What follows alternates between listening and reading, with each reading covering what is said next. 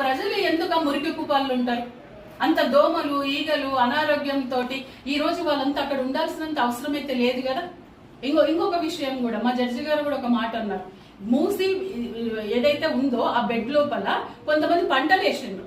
పంటలు వేస్తే ఏమైతుంది తెలుసా, గడ్డి అవంతా కూడా పెరిగితే ఆ గడ్డిని గేదెలు తర్వాత ఆవులు అవి తిన్న తర్వాత ఆ పాలని టెస్ట్ చేస్తే దాంట్లో విషతుల్యమైన పాలున్నాయి, అంటే విషం ఉంది పాల లోపల. అవే పంటలు క్యాబేజీ, పాలకూర, క్యాలీఫ్లవర్ లాంటి కొన్ని పంటలు పండిస్తున్నారు. వాటిని టెస్ట్ చేసినప్పుడు కూడా వాటిలో కూడా విషం ఉంది. అంటే ఇట్లాంటివి మనకు అనుకోవాలి.